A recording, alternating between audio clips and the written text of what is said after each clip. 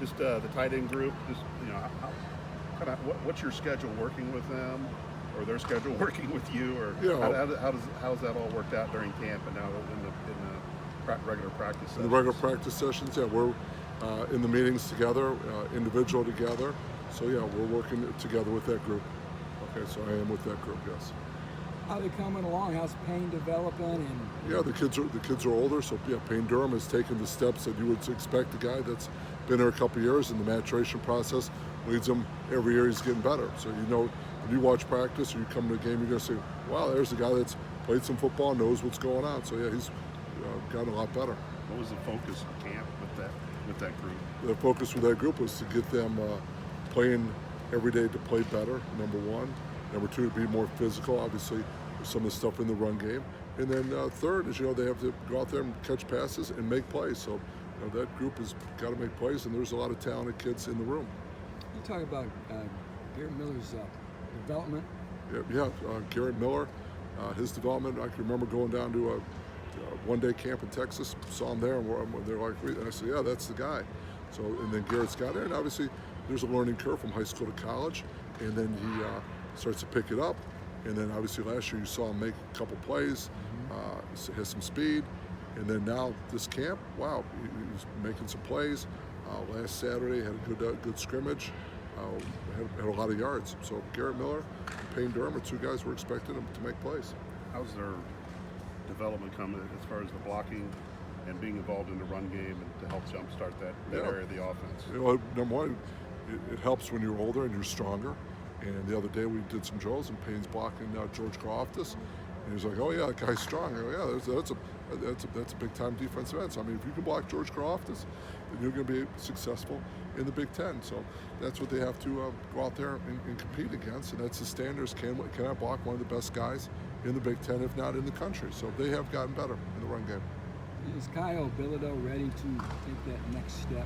Yeah, we're expecting Kyle Bilodeau to come out and play and take the next step. Yeah, he's got to get on the field for us and give us another viable alternative. All right, the tight end position, you got to block, you got to catch, you got to go downfield, you got to run routes.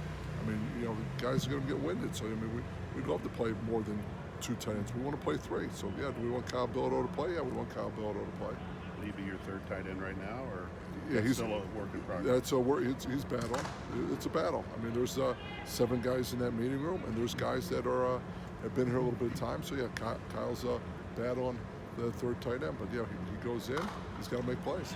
Does Paul Peferi have a role? How's he doing? Yeah, Paul Peferi is another one that's at tight end, and Paul's gotten a lot better. So we're glad to have Paul playing tight end, and he's another one that's a long kid, has some strength, and can run.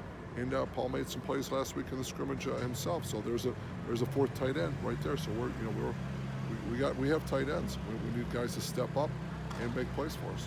Has it been enjoyable to coach the tight ends for you?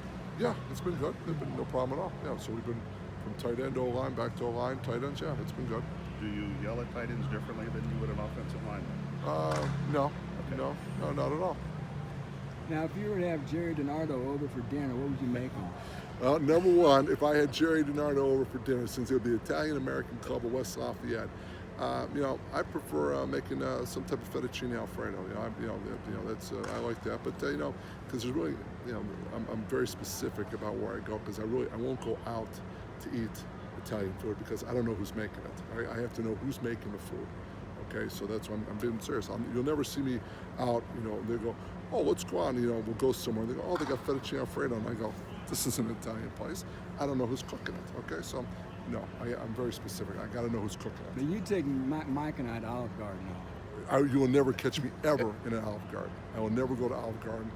Where's the other place I would never go? The Olive Garden. Zoli's. Oh, I'm never going there. Okay, I'm never going to any of these places. I'm just being serious. I'm telling you, I'm a true speaker.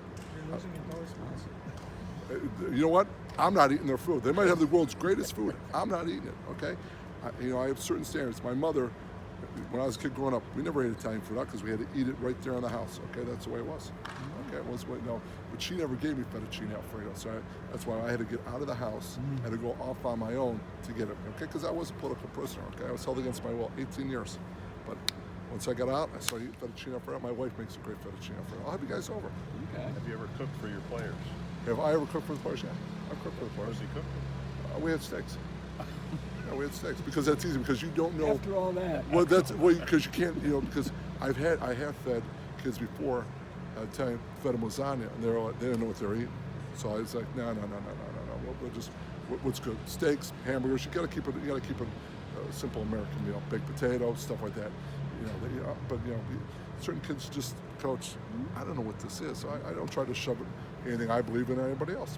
I just have what I believe in, and I think what I believe in is good enough for me.